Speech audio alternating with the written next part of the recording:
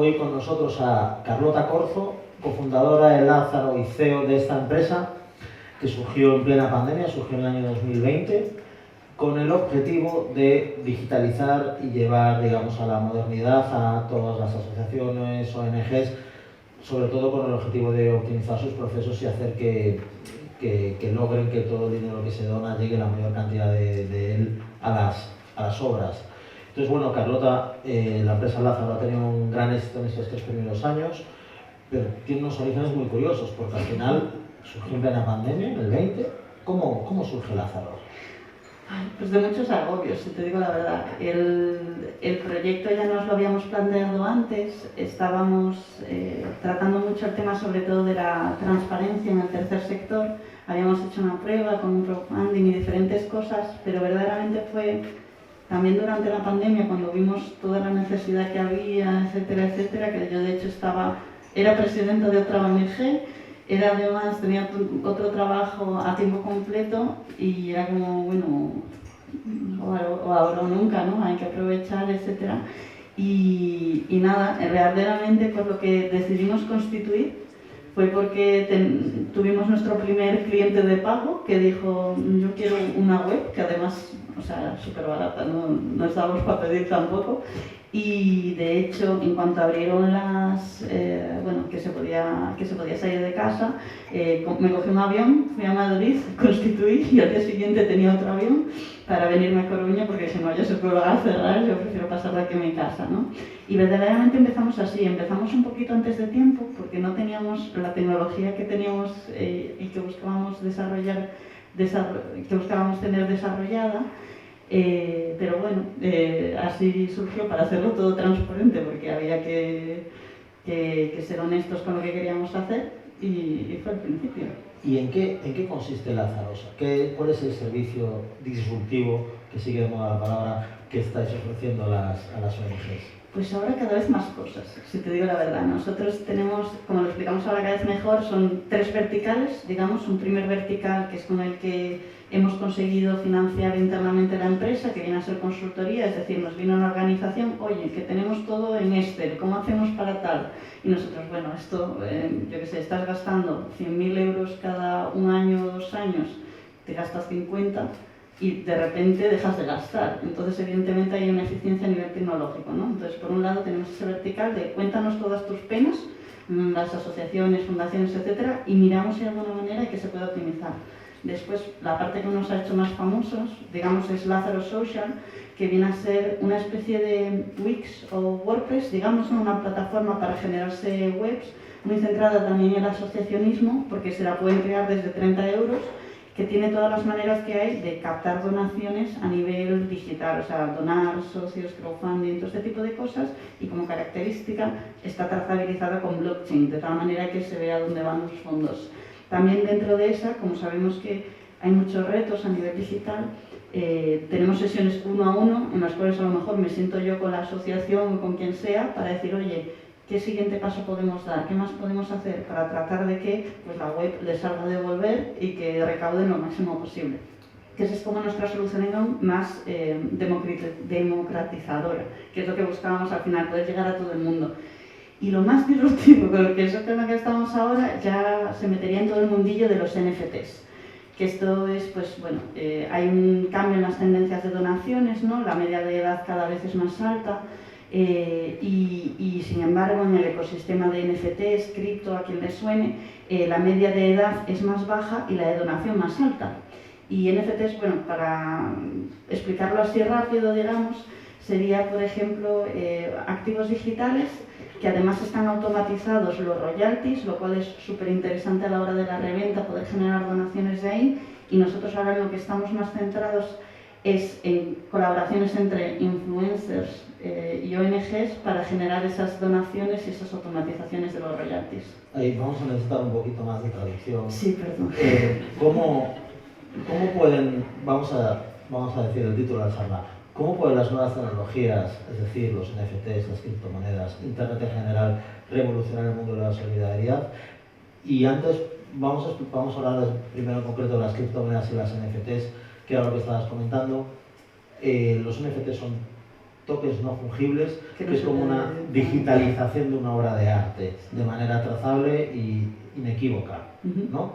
¿Cómo hacéis para con eso poder generar un, digamos, flujo de donaciones hacia una iniciativa o organización? Nosotros nos estamos centrando en 3 áreas. Por un lado, en el propio SaaS que ya tenemos, que es lo que explicaba antes de Lázaro Social, como queremos que verdaderamente vaya a todas y todas las organizaciones, independientemente de su tamaño, puedan acceder a esta tecnología, hemos iniciado un proceso de gamificación. ¿Qué quiere decir esto? Que una persona que done, por ejemplo, a partir de 100 euros, que esto lo define la ONG, se lleva un NFT. ¿Qué va a pasar ahí? Que si tú ese NFT como donante lo revendes, aunque sea por 20, tú has puesto 80, pero la ONG se ha llevado 100, con lo cual ya se genera algo interesante. Después tenemos otro área que es la plataforma o el marketplace más grande y de referencia donde se venden NFTs a nivel digital, que es OpenSea. Desde 2017 ha hecho más de 80 billones en transacciones, que es una borrada. Pues nosotros queremos hay una parte muy chula que es lo que más nos mola de los NFTs, que es el tema de los royalties. ¿Qué quiere decir esto? Yo como artista, estudiante de Bellas Artes, hago un cuadro y ese cuadro yo puedo definir por contrato que cuando lo revendo me llevo un porcentaje, como por ejemplo, no lo revendo, por ejemplo en la música, ¿no? ¿Qué pasa? Yo por ejemplo te vendo el cuadro a ti y tú te vas a Lugo y lo revendes y no me lo cuentas y me quedo sin mi porcentaje. ¿Qué pasa? Si esto lo haces dentro del marketplace de NFTs, eso está automatizado. Por tanto, en el momento en el que eso se revende, a mí no hace falta que me avises porque me llega mi monedero. Y eso a nuestro parecer soluciona un problema que había. ¿Qué queremos hacer nosotros? Pues en estos marketplaces meter un botón que diga, oye, ya que estás, ¿qué más te da? Otro porcentaje de royalty con una de estas ONGs. Entonces que les caiga como por goteo, que simplemente tengan que estar en una base de datos. Vale, es de una manera que tú, si eres un artista digital, puedes decir, oye, pues una parte de mis beneficios los voy a donar de manera automática y transparente a la causa que yo elija. Efectivamente. Y vosotros les permitís a las ONGs formar parte de una especie de pool de causas a las que se puede donar. Efectivamente. Ahora mismo aún estamos con la base de datos, que estamos captando todo eso, y lo que me lleva a la tercera cosa, y yo acabo, que estamos haciendo con NFTs, que es una boutique. ¿Qué quiere decir esto? Nosotros nos hemos dado cuenta de un montón de cosas en el tiempo que llevamos trabajando con ONGs. Por ejemplo, que son todas de su padre y de su madre. O sea, cada una es súper especial, consigue fondos de diferentes maneras, tiene una historia distinta, un montón de cosas. Y hay que tratarla de esa manera. Entonces, otro vertical que estamos haciendo es el de, oye, no vamos a hacer un marketplace a cantidad, sino que vamos a hacer una boutique, donde nosotros nos podamos sentar con una ONG y nos podamos sentar con un artista, influencer, lo que sea, y desarrollar una estrategia en la cual, por ejemplo, Shakira es embajadora de UNICEF. Ojalá, si conocéis a Shakira, ya me dejáis. Los eventos tecnológicos. Es que me encantaría. Pero bueno, como caso de éxito estaría muy bien. Pero es embajadora de UNICEF, ¿no? ¿Por qué? Porque los artistas, pues quitando temas de marca y tal, también son personas, también sufren enfermedades, también tienen amigos, también tienen familias que les pasan cosas y muchas veces se vinculan a estas organizaciones. Y por otro lado, por el tema de los royalties que estábamos hablando, también les interesa formarse en el mundillo de los NFTs. Entonces nosotros lo que proponemos es, oye, pues hagamos una colección de NFTs muy especial dentro de nuestra plataforma que diga que el propietario de este NFT, que puede ser una foto de Shakira, un dibujo nuestro, una inteligencia artificial, lo que sea, tenga derecho a algo. ¿Por qué derecho a algo? Porque los NFTs al final son contratos. ¿Qué quiere decir esto? Que si tú al NFT le pones por detrás que la persona propietaria de ese NFT tiene derecho a una sesión de fotos con Shakira, eso está entre comillas por contrato. Y tú pones que cada vez que eso se venda, tiene derecho, o sea, un porcentaje va para la ONG, un porcentaje para Lázaro, porque somos empresa, y si el artista quiere, pues porque a Shakira se lo vamos a dejar, un porcentaje para ella, eso va a ir una y otra vez dando porcentajes con cada reventa. O sea, queréis ejercer un poco de intermediario de producción de iniciativas solidarias, poniendo en contacto a artistas, influencers, creadores de contenido o figuras públicas, con ONGs, con causas, de modo que hacéis, digamos, la producción y lo movéis a vuestra manera, o sea, le dais difusión y lo convertís en un pequeño producto y vosotros ganáis dinero, pero al mismo tiempo estáis favoreciendo a las dos partes. Efectivamente, al final la ONG pues, se abre a toda esta nueva manera de generar donaciones, el artista aprende, porque por ejemplo, para ya solo la reventa de entradas, que es un problema porque a día de hoy lanzan una colección de entradas y hay bots comprando que luego revenden y del artista eso no se lleva nada, pues eso se puede automatizar con esto y que el artista con cada reventa de entradas se siga beneficiando. Entonces ahí también hay un montón de oportunidades. Entonces entendemos que les puede interesar aprender. Y por otro lado, el tema de la automatización de esos royalties, que cada vez, dependiendo de la estrategia, porque se pueden hacer sorteos, se puede hacer cualquier cosa, la ONG se pueda seguir beneficiando como por goteo, pues nos interesa. A nosotros sí que es cierto que nos hemos dado cuenta que somos muy buenos desarrollando, haciendo temas de innovación, fantaseando, hablando de ONGs, pero sí que es cierto que la parte de comunidad nos cuesta más. Que bueno, hablábamos antes, ¿no? Yo por ejemplo llega el viernes, tiro el móvil y me voy al bosque si puedo y no quiero saber nada del universo. Solo la parte de comunidad para mí es mucho más física. Y por esa parte yo creo que nos hace falta esa colaboración, ¿no? Con artistas, influencers, personas, representantes, marcas que puedan hacer ese tirón. ¿Y qué tal estáis viendo? Porque al final la recepción, como tú has dicho, las criptomonedas y los NFTs tienen una media de edad más baja en general. ¿Ves que ese concepto de NFT, de decir yo tengo una propiedad digital, puedo vender, que puedo ejercer un derecho que tengo derivado de ella, como la sesión de fotos con Shakira, ¿tú crees que ese concepto va a poder llegar a toda la sociedad? ¿O que va a ir, llega a una generación y a los que vengan desde entonces, pero que las personas que tienen pues, más de 60 años o más de 50 años, crees que van a llegar a ser usuarios de NFT, consumidores de NFT? A ver, la tecnología yo creo que cada vez tiende a democratizarse más. Yo creo que si se le da el valor que esas personas necesitan para moverse y entenderla, pueden, pero hay que darle ese valor y por eso yo intento tanto remarcar la parte del utility, es decir, a lo mejor con Shakira no sé, pero con otra persona o un representante del deportivo, quien sea muy fan, un chayo, que le haría mucha ilusión ir a meterse en el campo y hacerse fotos con jugadores, por ejemplo, o tener un desayuno con el rey, o sea, aquí quien se consiga, ¿no?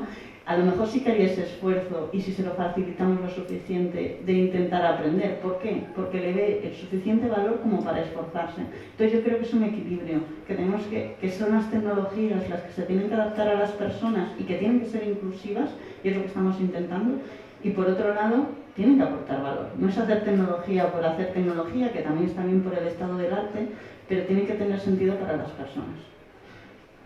Al mismo tiempo, la recepción, ¿estáis teniendo una buena recepción por parte de las ONGs de este tema de los NFTs? O sea, estáis, porque me imagino, como has dicho, las ONGs son de su padre y de su madre.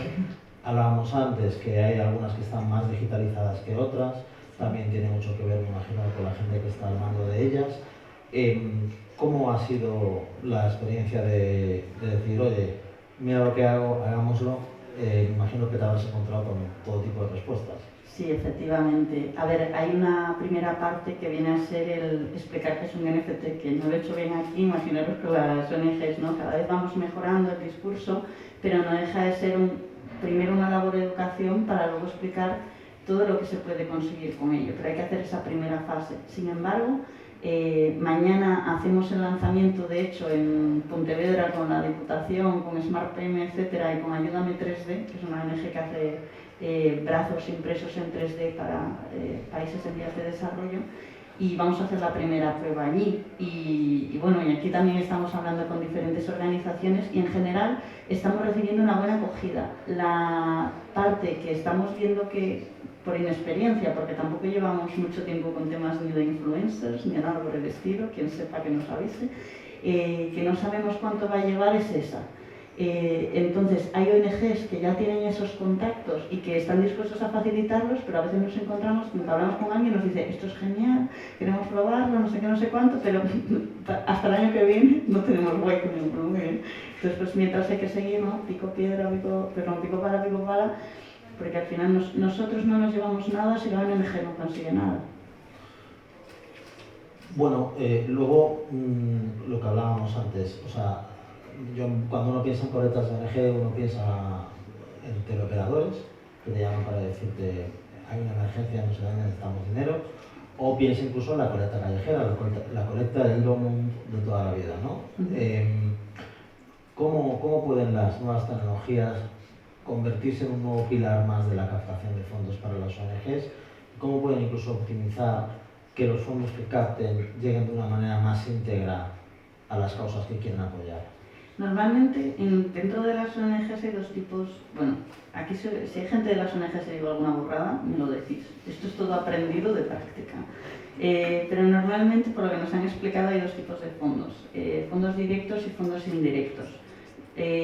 Unos son los que una persona te dice estilo crowdfunding, yo quiero que esto es para esta causa, y otros son los que dicen, oye, yo confío en vosotros, porque las ONGs no son solo las organizaciones grandes, hay organizaciones, o sea, hay asociaciones, hay federaciones que están haciendo una labor increíble y que tiene un valor eso que hacen y que puedes verlo directamente, que de hecho es una cosa que recomiendo a todo el mundo. Si tenéis la oportunidad o si tenéis dudas, juntaros con una asociación local o con una organización local, id a trabajar con ellos, ver cómo trabajan y entonces donar, si es esa la manera en la que queréis colaborar, o hacer las dos cosas, estar en el físico y además tal, ¿no? Pero efectivamente hay muchas formas, hay muchas formas de mejorarlo. Una de las vías que se está viendo es la digitalización, ¿no? El automatizar, pues oye, dónanos por Bizum, dona por tal, dona por cual, pero a la vez hay un reto, que es el de la captación. Y tú para conseguir captación tienes que invertir dinero. Y al donante muchas veces no le parece bien que tú pongas dinero en captar más dinero. Pero que al final, o sea, es como que hay ese doble rasero en el cual a la ONG se le exige que se eficiencie más, que haga procesos más como empresa y además se le exige que no sea una empresa. Entonces es muy complicado encontrar ese equilibrio, pero efectivamente se puede eficienciar. Después también hay el reto de los fondos. Muchos fondos te exigen que sean dirigidos a una cosa y tú de repente quieres pivotar, que tienes, o sea, como organización, lo hablábamos el otro día en un tema de emprendimiento, tú tienes que tener rango a equivocarte. O sea, tú como empresa, como emprendedor, tienes que tener rango a decir, esto no me ha salido bien, pero voy a cambiarlo para hacerlo de otra manera, para hacerlo mejor. Y eso en las ONGs yo creo que aún se mira más con lupa, ¿no? Porque es como, este dinero tiene que ir a esta cosa, que vaya a esta cosa, no te vayas a equivocar. Y bueno, es todo un reto. Evidentemente hay muchas cosas que se pueden hacer mejor, la digitalización suele llegar más tarde, los datos son más sensibles, pero bueno, es un poco en lo que estamos. Nosotros al final tenemos esa parte de digital, de cómo se pueden captar por otras vías, etcétera, etcétera, con el reto de estar en esos lugares donde están pues, las nuevas generaciones que donan menos. Entonces es un poco más complicado y después lo que nos parece tener sentido y es por lo que estamos apostando al aire, porque estamos poniendo pasta en desarrollar cosas que solo vamos a percibir dinero si van bien. En toda la parte de los NFTs, porque verdaderamente las tendencias que vemos tienen sentido. Lo que hablábamos antes, la edad de donación es menor, la edad de donación es más alta, perdón, la cantidad de donación es más alta, que era en torno a los $1000. En Estados Unidos, evidentemente, en España esto va a ir más tarde, pero es que el mercado de donación es global, tú puedes ir a pedir dinero a Estados Unidos, ¿no? Y después tenemos las cantidades que se están moviendo en NFTs y había un estudio de Giving Block que decía que en el año 2025, y estamos en 2023, solo en Estados Unidos, solo en NFTs, iba a haber más de 100 millones en donaciones. ¿Qué dirás? Para Estados Unidos esto no es mucho. Y yo te digo, te lo compro. Pero solo hemos visto una empresa que está haciendo cosas parecidas. Entonces, quedan 2 años, tienen que generarse las empresas y ya estarán recaudando. Por los estudios que saben, que evidentemente luego ya se verá. Pero que al final yo creo que esto es, nosotros creemos que es un poquillo a donde va la tendencia, acabará llegando y hay que ir haciendo pruebas por el camino para estar allí. ¿Qué ves que hará la gente con los NFTs que adquiere? ¿Qué veo que hará o qué hace? ¿Qué hace? O sea, es como que yo ahora me compro un NFT de Shakira y entonces se lo enseño a la gente en el móvil. Quiero decir, igual que No, pero no estoy diciendo la verdad. No, Claro, me claro. refiero. Yo si me compro un cuadro muy bonito, luego si vienes a mi casa te lo enseño. Voy a mi señor, a mi salón y te enseño el cuadro que he comprado. Quizás con NFT se esté haciendo lo mismo en el móvil o de alguna manera. O sea, igual estoy diciendo una No, tiene todo el sentido del pero me mundo. refiero, en todo ello siempre hay, o sea, la gente que le pone su nombre, que dona ir a un hospital, espera que le pongan el nombre a una del hospital, ¿no? Es un poco... Hay gente que dona por donar, ¿eh? Lo sé, pero no es la gran...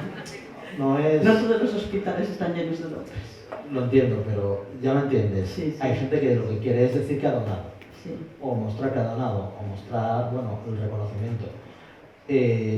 ¿Cómo estáis viendo que se usan esos NFTs en colaboración?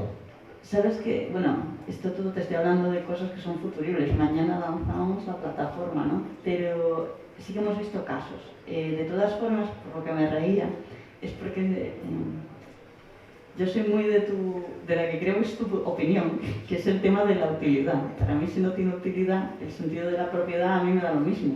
¿Sabes lo que te quiero decir? O sea, un cuadro, yo vengo de Bellas Artes además, es un cuadro que me encanta, que tiene un sentido, que te replantea la existencia, que no sé cuánto, ya no es por enseñarlo, es por verlo yo, por estarme replanteando eso todo el rato. Sí que hay una parte que está muy vinculada al sentido de la utilidad, perdón, al sentido de la propiedad. Y al sentido de la propiedad de esto es mío, ¿no? Pero yo no me meto en esta parte, yo me meto en la parte de la solidaridad. Y yo me meto en la parte de que tiene que haber una utilidad detrás. Por eso hablaba antes tanto el tema de los utilities. Es decir, vale, vamos a hacer un NFT y, vale, a lo mejor si es de un artista súper mega tal y solo es una imagen, pues habrá gente que pague por ello. Sí, porque habrá todo un tema detrás de publicidad, un montón de cosas. Pero nosotros al final lo que creemos que tiene valor es esa utilidad que le pones detrás, ¿no? Entonces que a lo mejor en tu caso, no sé si Shakira te gustaría hacerte una sesión de fotos con ella, pero de repente te dan la oportunidad de ponerte con el director de no sé qué a tener un debate y a replantearte la existencia y ese es el utility que hay detrás, pues a lo mejor estás dispuesto a pagar por él si además va a una causa vinculada, ¿no? Entonces el hacer toda esa sesión no deja de ser nosotros intentando porque más gente done y utilice una tecnología que trazabiliza eso y que automatiza lo otro.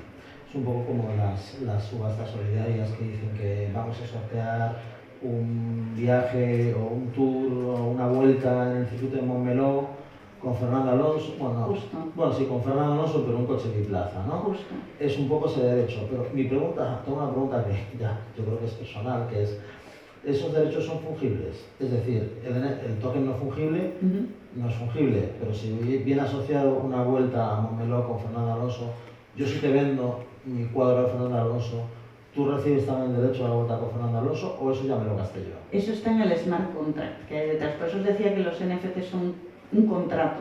Al fin, a ver si no pones contrato, no, pero son un contrato que hay por detrás. Nosotros sí que es cierto que estamos haciendo dos. Estamos haciendo el smart contract, pero además estamos haciendo un contrato base que en realidad es el contrato que firma el artista conforme va a donar el porcentaje que dice, por si acaso. Porque, o sea, no tanto porque no confiemos en la tecnología, es que luego está la regulación. Entonces nosotros, por si acaso, preferimos ser más conservadores en ese área para asegurarnos de que todo funcione, de validarlo todo y ya está. Pero hay un contrato inteligente por detrás que es otro de los usos de la tecnología al final. ¿Y de qué más maneras, aparte de esta que da para pensar y que es muy original, de qué más maneras pueden las nuevas tecnologías, crees que las nuevas tecnologías, el blockchain puro, por ejemplo, sin el NFT, o sea, el blockchain, la tecnología de las criptomonedas o las criptomonedas en sí mismas pueden contribuir a revolucionar, que revolucionar realmente significa que la gente done más y que se hagan más cosas, ¿no? Y que sea más transparente también. Transparente. Sí, ahí hablaría de varias cosas, porque además cada vez conozco más gente que está haciendo cosas con tecnología y se te llena la cabeza de ideas y de ilusión. Pero yo diría, por ejemplo, el blockchain, que es la parte que hablábamos al principio. Nosotros empezamos por el tema de la transparencia, porque era como algo tan bonito y tan puro, como que yo decida poner mi dinero, que viene de un esfuerzo para una causa en la que creo, no saber a dónde va y que esté completamente trazabilizado, no lo entendíamos cuando ya hay tecnologías para ello, pero eso no aplica solo a las ONGs, aplica a mi parecer a los impuestos, aplica a mi parecer también a las empresas y todo tendría que ser transparente. Pero no solo el blockchain, por ejemplo el otro día estuvimos en un evento de AWS para non-profits que tienen un vertical de ONGs y ostras, estaban haciendo un proyecto con temas de trata que era con una asociación que trabajaba sobre todo con víctimas de trata, pero ellas decían, no queremos trabajar con víctimas, queremos que no haya víctimas de trata. Entonces, lo que habían visto es que mucho de la captación se había dirigido a los medios online. Entonces, ellas, a mano, se metían en foros, en páginas de Facebook, porque tenían identificadas conductas y evitaban que hubiera eso, pero eso evidentemente, o sea, por muy grande que sea el equipo, es imposible llegar a todo. Pues estaban desarrollando bots con inteligencia artificial que identificase esas conductas para poder pararlas antes de, y que no estuvieran limitadas por la cantidad de personas que eran.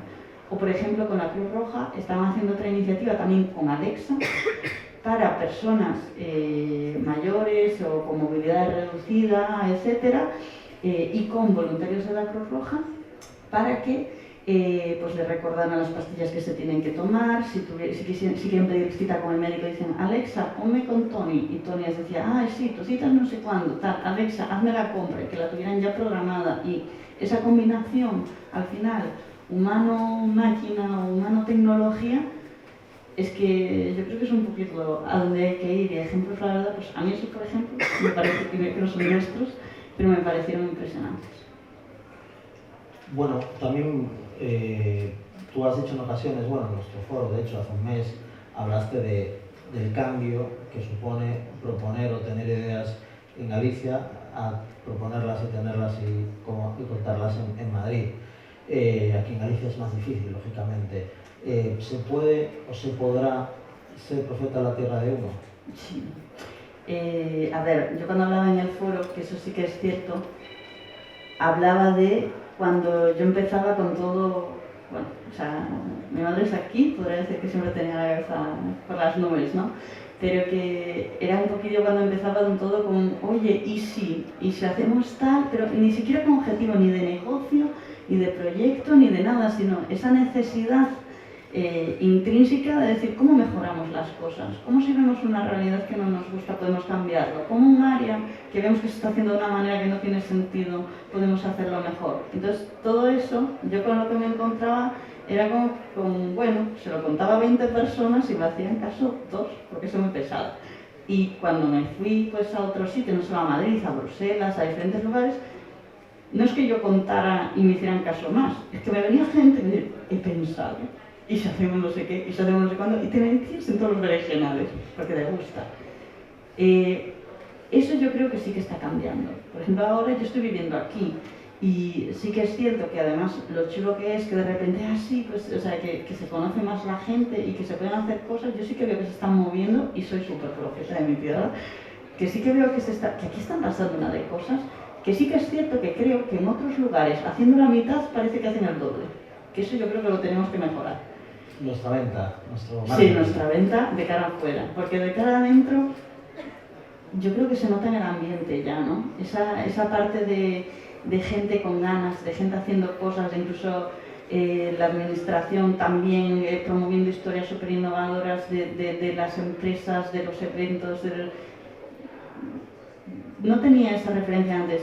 Si hablamos de cómo mejorar eso a día de hoy, quitando la venta, ¿no? De cara afuera como pueda ser, yo diría que hay una parte que sí que es que te cuente que hay esas opciones desde pequeño, ¿no? El que sepas que hay otros caminos, el que haya hackathons, el que sepas que el que estudies una cosa no te va a definir toda tu vida, sino que te va a dar herramientas. El que te metas en asociaciones, el que te metas en proyectos, el que te plantees cómo resolver cosas, el desarrollar todas esas habilidades y esas iniciativas y que se vea como algo bueno, que no se vea algo malo, lo típico de aprendiste mucho maestro de nada, ¿no? Lo que se necesita en el futuro, evidentemente el médico que estudie para médico, que a mí que no me opere nadie, ya sabes, pero que lo que se necesita para el futuro es gente versátil, a mi parecer, porque tenemos problemas muy complejos. muy complejos, transversales, que van a todas las áreas, que nos van a todos y urgentísimos. Y yo tengo que ser positivista y tengo que ser positiva porque no tiene sentido, a mi parecer, ser negativo, pero estoy agobiada con todas las movidas que pasan y creo que todos tenemos que estar. Y después ya de, por ejemplo, si nos ponemos a soñar y a proponer, yo me pienso en mi caso, ¿no? Cuando estaba empezando un emprendimiento, por ejemplo, si buscáramos que aquí hubiera más emprendimiento innovador y disruptivo, yo pensaba, cuando estaba con cero chapas, qué necesitaba yo y qué me movía de un lado para otro, eran los recursos. Yo me fui a Bruselas porque ahí me daban una beca de 700 euros, o sea, no me falta mucho, para estar allí y ponerme a desarrollar mi empresa, y estuve allí 6 meses. O me fui a Italia con un programa Erasmus para jóvenes emprendedores, también 600 euros al mes era una cosa así, yo en un pueblo perdido en la mano de Dios, porque necesitaba el tiempo y los recursos para poder poner en práctica y tener ese derecho a fallar, ¿no? Entonces yo creo que si verdaderamente se dan los recursos de decir, oye, pues te vienes aquí 6 meses y haces un programa de aceleración, o te haces tanto, la gente va a venir, y va a venir porque ve que hay oportunidad. ¿Y qué ves que necesita Galicia para poder atraer y generar ese emprendimiento, esas ideas, el que salgan más, y cito los anteriores ejemplos, más belgas, más jacabós, más empresas punteras como ya tenemos, pero que bueno, que tenemos potencial para tener más? ¿Qué crees que se debería hacer en Galicia para que sea una tierra que genere más ideas y más éxitos? Pues yo te diría que estas dos cosas. Por un lado, tienes toda la parte educativa de decirle a la gente que hay más caminos, ¿no? Porque al final si solo te enseñan 3 y en realidad hay 100 más los que vendrán, y a mí el que me valiera el 77, pues al final me pasaré, como mucha gente, no sé, no pretendo decir que la gente está frustrada, pero que muchas veces te quedas en el camino 2 sin haber descubierto todo el potencial de tú desarrollarte como persona y de todo lo que puedes aportar a la sociedad. Eso es una pena, es una pérdida de talento y para el mundo y de gente feliz. Y después, entonces, el promover toda esa exploración y todos esos otros caminos que hay desde pequeños y lo que sería el no penar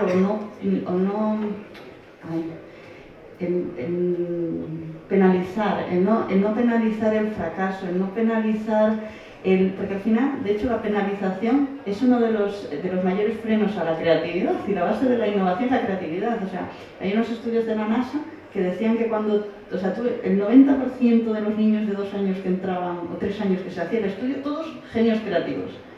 Llegaban los 14 años o los 7 y ya eran el 70%. Estoy mezclando los datos, probablemente no sean exactos, spoiler. Pero bueno, llegaban al final a los 17 y ya eran solo el 20%. Y llegas a los 30 años y solo el 14 o el 7% de la gente está considerada genia creativa.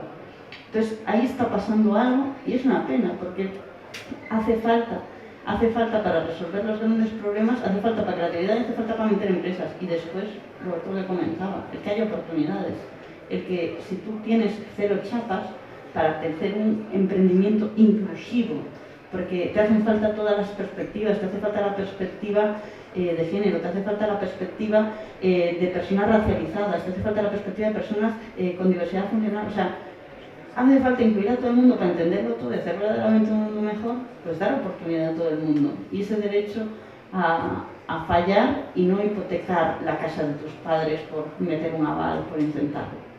Diría yo.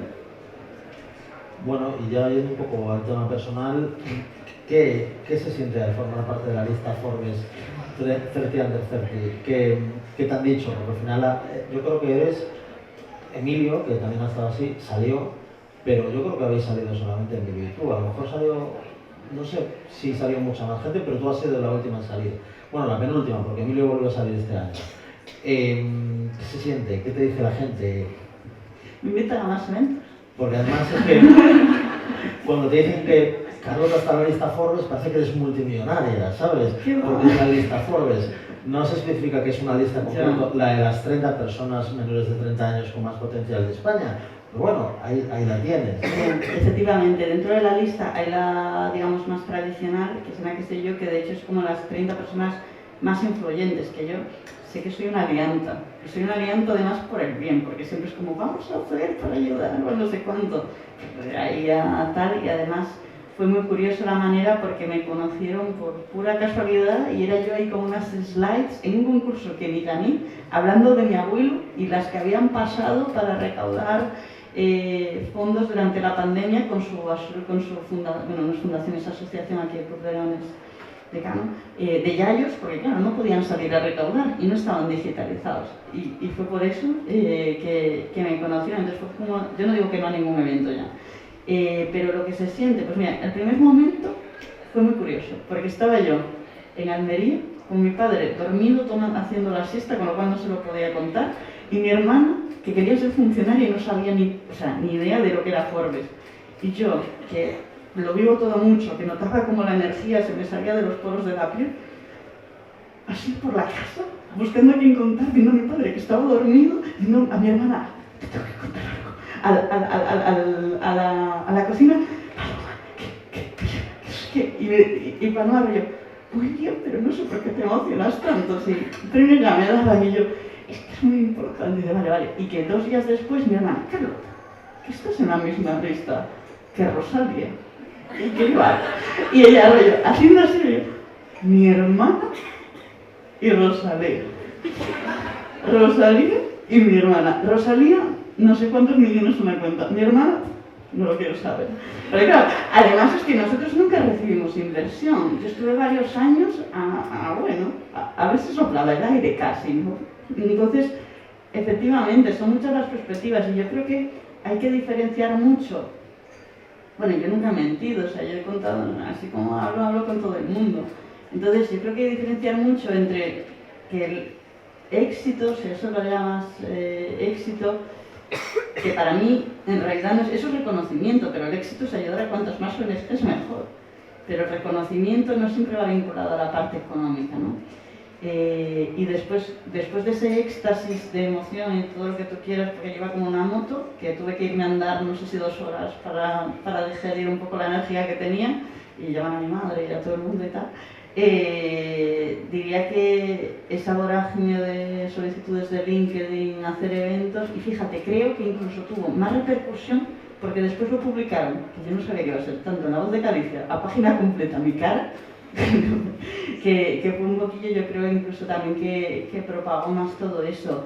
Pero verdaderamente, pues nada, seguir, o sea, más eventos, en realidad, a día de hoy, o sea, tanto que a día de hoy esto fue en 2000, no me acuerdo, o sea, que no es este año. ¿Fue el 21? Tenía yo 28, así que ha sido hace un año y algo. El 22, en referencia al 21, ¿no? Sí, creo que algo así. En febrero lanzan la lista del 21. Sí, y ahí seguimos, así que yo pues encantada de la vida, de hecho la periodista, una chica maravillosa, Esther, o sea, se lo agradece un montón. Y de hecho a mí me pasaba, y esto lo digo como asterisco y comentario hablando ya de temas así más personales, que tuvimos una cena y no estaban ni Ibai ni Rosalía, estábamos el resto, ¿no?, de los emprendedores.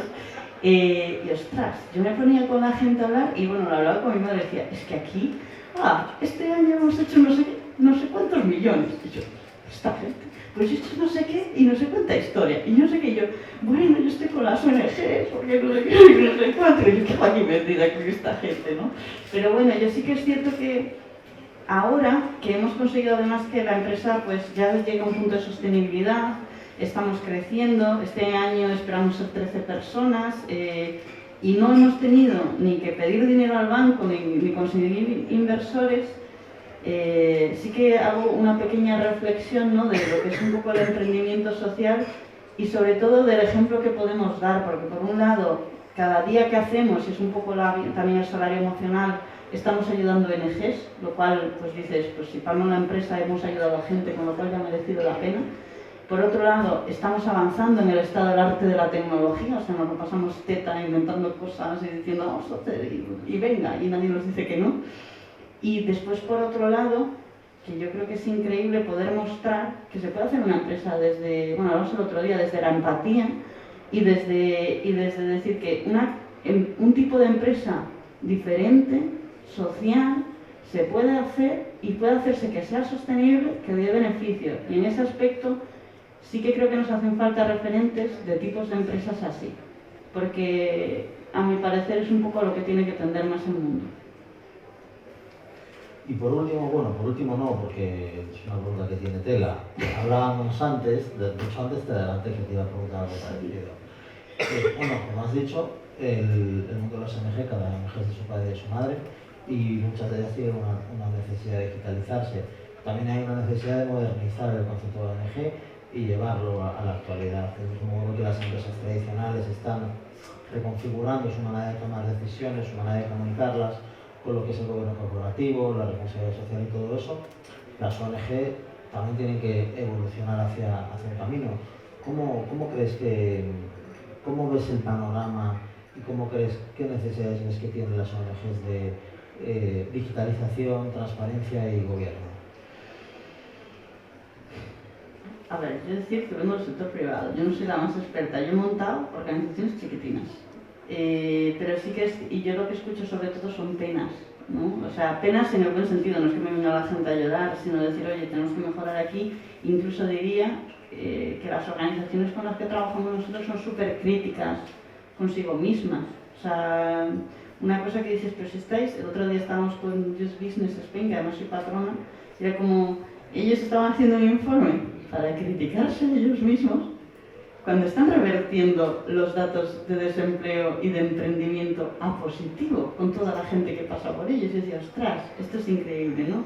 Pero bueno, yendo al foco, perdona, diría que hay un montón de cosas, como en todas las áreas. Hay que estar siempre buscando el mejorar.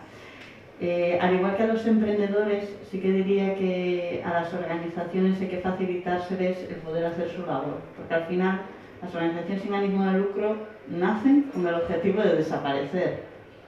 O sea, están allá donde el gobierno no llega y están allá con el objetivo de pues, que no haya niños que sufren, por ejemplo, ¿no?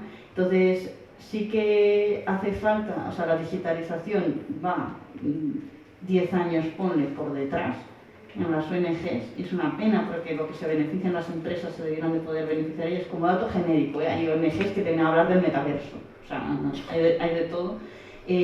A nivel de transparencia, como hablábamos antes, por supuesto, hay ya tecnologías que permiten trazabilizar las cosas, que reduciría un montón de costes a nivel de, pues, pasar de libreta Excel, pues pasar de Excel a blockchain. Y directamente ya no hace falta un montón de cosas. Sí que es cierto que tiene la limitación, por ejemplo, de cuando pasas a cash, o sea, a dinero físico, pues ahí el blockchain no trazabiliza nada, ¿no? Y después, en temas de gobierno, ahí sí que estaría un poco hablando sin saber. Yo solo puedo comentar desde mi perspectiva como patrona. A mí no paran de repetirme que me rinden cuentas a mí. Y yo, ¿para mí que me rendís? Si estáis haciendo vosotros todo el trabajo. Y dice, sí, pero bueno, tú tienes que estar aquí para decirnos efectivamente si es para dónde tenemos que ir, si es de la manera correcta y todo este tipo de temas. Entonces, me imagino que en esa parte también habrá mejoras, pero bueno, yo creo que no deben mezclarse, por ejemplo, ONG y empresa social, en el sentido que una empresa social, independientemente de que genere impacto, sí que tiene que buscar dar beneficio, pero es que hay problemas con los que no se puede hacer negocio. Tú no puedes comercializar nada referente con los niños, con su identidad, con la trata, con todo este tipo de cosas. No puedes buscar un modelo de negocio ahí, tienes que solucionarlo. Y hay cosas urgentes que no pueden esperar a que haya un modelo más sostenible que hay que tratar también. Entonces, esperado, ahí me quedo. ¿Y cómo ves el futuro? O sea, el superfuturo, el futuro más allá de a partir del 25. ¿En tecnología o en todo?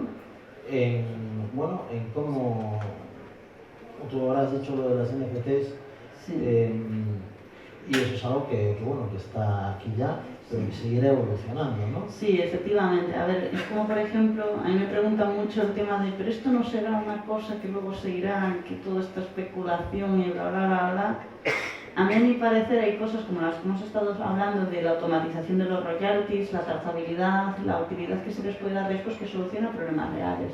Entonces, no, a mi parecer es algo que se va a quedar, que tiene sentido. ¿Qué pasa? Como todas las tecnologías, como fue por ejemplo en el auge de las .com, en el momento en el que sale, pues la gente empieza a probar, hay gente que especula, hay cosas que salen y no tienen ningún sentido, hay cosas que sí, entonces hay un boom y después pues, se va cayendo lo que no tiene sentido, y lo que tiene sentido se mantiene. Entonces, a mi parecer, esta es de las cosas que va a tener sentido y por eso estamos apostando por ella, evidentemente.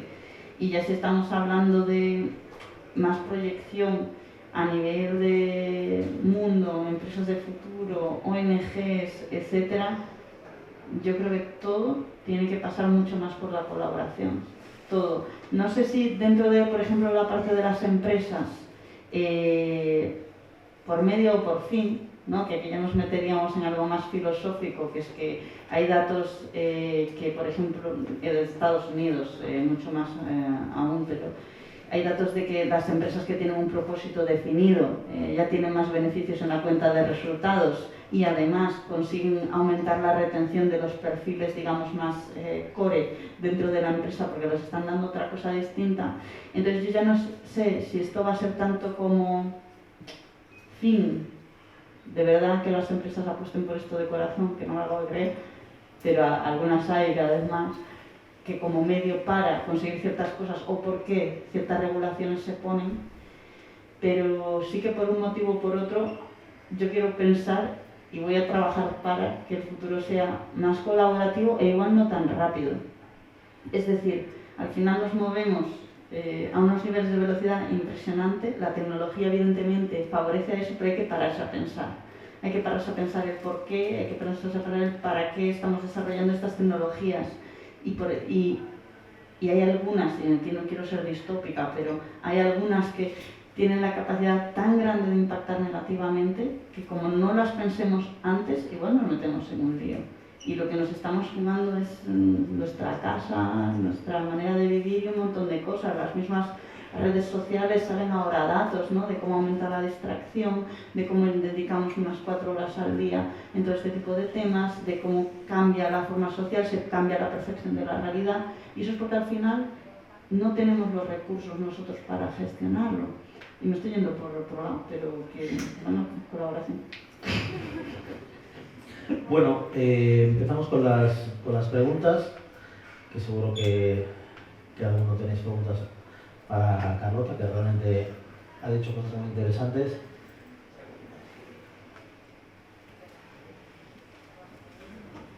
Hay por ahí una pregunta.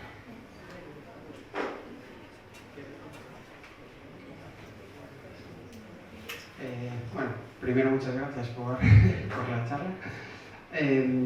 Cuando hablamos de los NFTs y bueno, de relacionarlo con artistas o con influencers, a mí me venía a la cabeza también quizás el problema de si se plantea como algo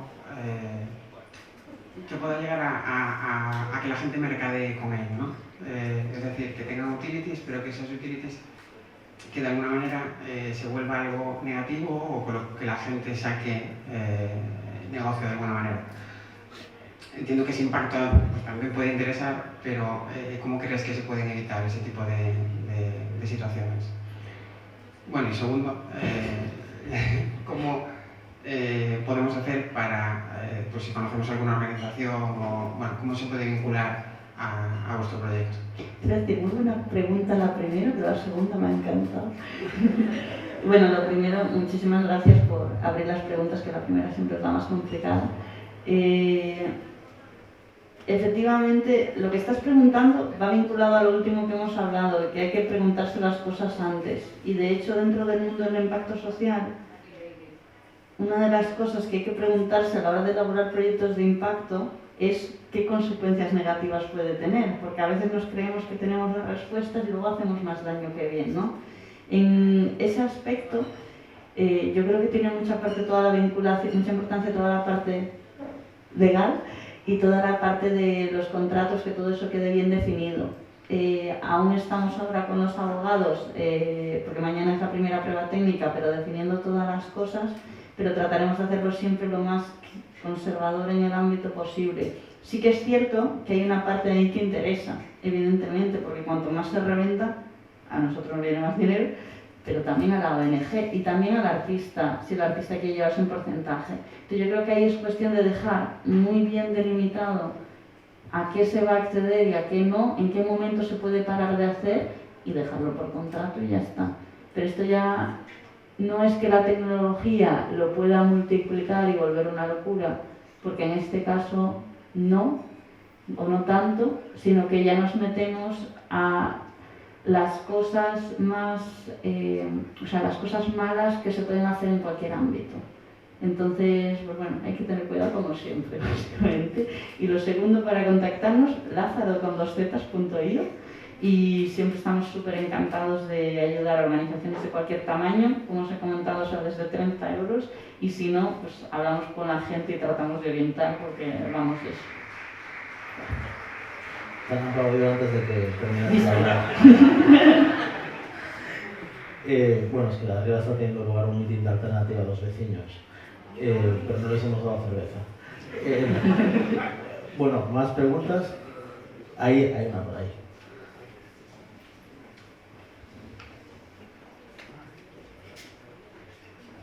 Yo tengo dos preguntas. Una, has comentado que no tenéis ningún tipo de financiación, ninguna ronda, entienden, cosas así. ¿Cómo financiáis la parte tecnológica? ¿El desarrollo del propio token en sí o la parte más tecnológica? Que entiendo que requiere de programadores o de agencia externa. Y mi segunda pregunta es, ¿la parte de consultoría que tenéis tiene algún tipo de SaaS o algo así? ¿O es únicamente tú con la persona cara a cara a ver cómo puedes ayudarle?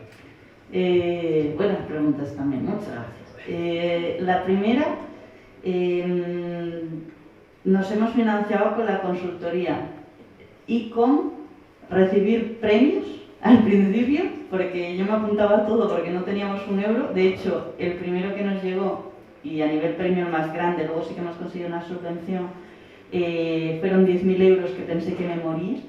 Pero que pensé que me moría porque estaba, lo que se decía antes, en Bruselas con 700 euros al mes, que allí el alquiler vale 500, compartiendo con 2 personas.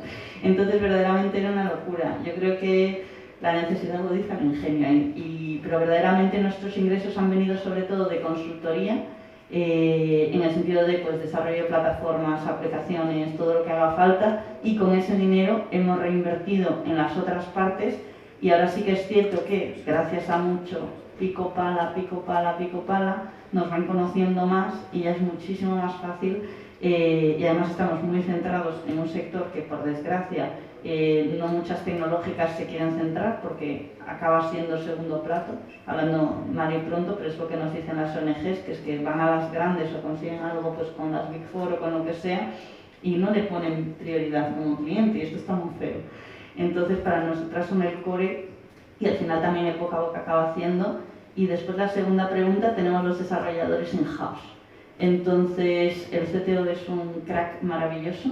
Ahora hemos contratado varios más y nada, lo desarrollamos todo en casa. La cuestión es dejar lo que hablábamos antes del flujo de caja suficiente hasta que das con la tecla, digamos, ¿no? Al principio, y tener ese rango de error, pues en la innovación estar, seguir probando.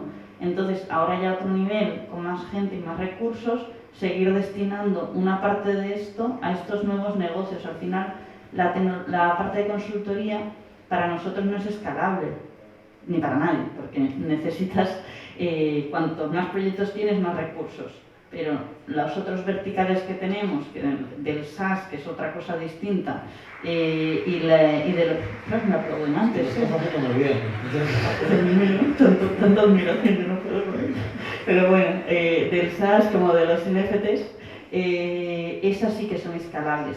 Entonces nosotros estamos haciendo como una especie de, si fuéramos nuestro propio fondo de inversión, que dice, vale, mantenemos consultoría para tener este recurrente y para entrar a otras ONGs, porque nosotros no vamos a ir a una ONG a decirle, tú lo que necesitas son NFTs, porque a lo mejor no necesitan, pero a lo mejor necesitan una solución que permita donar a las personas en situación de calle cuando no tienes dinero en efectivo, o necesitan algo que les ayude a automatizar los Excels, o necesitan alguna cosa así. Entonces, entramos por cuál es su verdadero pain y a partir de ahí le contamos todas nuestras movidas. Y es otra manera que nos sirve para verdaderamente poder ir a todos esos rangos, ¿no? A poder cubrir las necesidades, sea cual sea, básicamente. Y creo que respondí.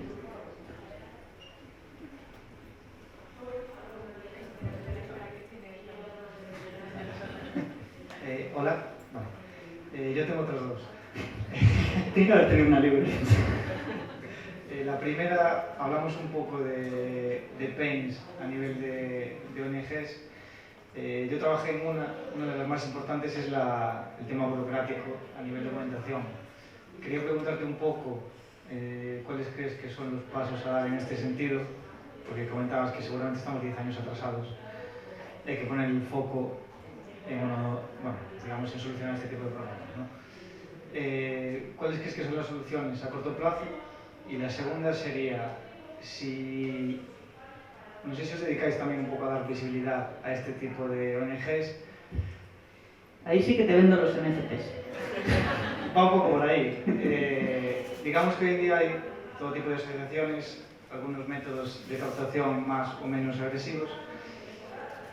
Creo que hay que cambiar a dar mucha más visibilidad deontológicamente a propósitos alineados con personas individuales. Si crees que va por ahí el camino o no. Sí, a ver, ahí estás hablando de segmentar. O sea, a una persona que tenéis identificados que ha donado o le mueven causas vinculadas por el hambre, pues mandarle las comunicaciones directamente vinculadas por el hambre. Eso se hace evidentemente dentro de todo el ámbito que es marketing, con toda su evolución, y tiene sentido. Bueno, antes se quejaba él de que sigue donando a una organización y no paran de llamarle, que debe ser porque está... Sí, bueno, me llaman y los aplausos me refuerzan. No, me llaman como soy un tío que paga, que no proteste, que no se da baja, llevo 12 o 13 años, pues cada vez que pasa algo en el mundo me llaman para que suelte 100 o 200 euros. Y a mí me molesta, porque es como, joder tío, si no te doy problemas, no me intentes exprimir como el limón. Además no, pero verdaderamente lo que me escamaba es que la persona que me llamaba era una persona que era para vender. Entonces es una persona a la que le van a dar un 20% de comisión, un 15, un 10, no lo sé, para contarme una historia que me emocione, que me diga, oye, es que hay una situación muy complicada en Sudán del Sur, tienes que contribuir porque necesitamos tal. Y esa persona, cuanto mejor lo haga, más dinero va a ganar ella, ¿no? No sé si me entiendes. Sí. Que al final, a mí un vendedor es como si te está convenciendo, lo que te decía el ejemplo del coche.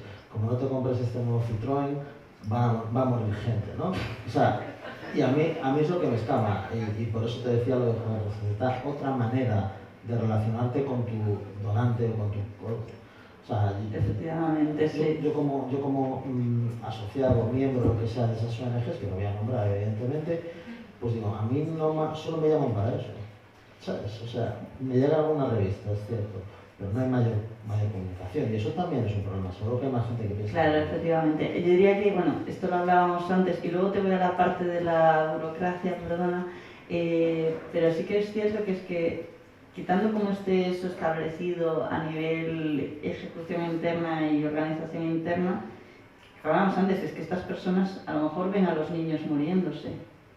¿Y cómo no va a ser la venta agresiva entonces si les faltan recursos? Si saben que es que los datos son que por cada X dinero más, X niños más que salvan. Es que eso tampoco es fácil, ¿no? Desde la otra parte. Entonces, pero mi problema no es con la ONG, sino con el vendedor. No, sí, completa, te lo digo como... Que va a comisión agresiva también. Sí, o sea, completa... Sí, la verdad, los aplausos. Completamente, pero lo que voy es que desde la parte de la organización social tampoco es fácil. No es fácil conseguir los recursos. Tú al final estás haciendo... o sea, lo ideal para la ONG es solo tener que dedicarse a ayudar y a hacer la ayuda que tiene que hacer, pero ahora tiene que volverse loca y desde hace ya tiempo, ¿no? Para encontrar los recursos para poder hacer eso. Y a la vez, pues los problemas que se encuentra cualquier empresa o cualquier pyme muchas veces, ¿no? Hay que digitalizarse, hay que innovar, ahora las tendencias van por aquí, tienes que saber del marketing, tienes que saber de lo otro, y es complicado. Respecto a la parte que comentábamos de temas de documentación, yo creo que hay dos retos. Un primer reto que es todos los datos que hay previos, que esos hay que migrarlos a la nueva tecnología que se vaya a utilizar, y después dependiendo de la organización, sobre todo dependiendo de la manera en la que se capturan los datos, ¿no? Si tú tienes pues X personas que son personas, ¿cómo te diría?, gestoras que se dedican a gestionar a otras X número de personas que son los beneficiarios, por ejemplo, de la ONG, pues ahí hay que poner una tecnología que permita que esas personas que en el mínimo tiempo posible puedan rellenar los datos con los indicadores clave que le hacen falta a la ONG para rendir cuentas de ese trabajo que están haciendo, que se vean cuellos de botella, que se vea como tal, y que la mayor parte de su tiempo no sea meter datos, sino que sea dedicarse a su labor, ¿no? Entonces, no te diría una tecnología concreta, porque depende también mucho de los recursos de la ONG, pero diría que hay que tener en cuenta esas dos cosas. Por un lado, cuáles son los datos que se van a querer captar. Por otro lado, no cojamos un Ferrari si necesitamos una bicicleta. Y por otro lado, toda la parte de la migración de datos, porque eso es lo típico, ¿no? O sea, mi abuela, que la queremos muchísimo, si estás con un teléfono de última generación, que funciona, que habla con Siri y hace que las llamadas a través de ahí, pero el resto de funcionalidad no lo usa. ¿Y vas a gastarte mucho dinero en eso? No, si hay una solución más barata. Entonces, pues bueno, es encontrar ese punto dependiendo de la organización. No ha habido un aplauso de arriba ahora. Sobrabas tiempo. Pero está a punto de llegar.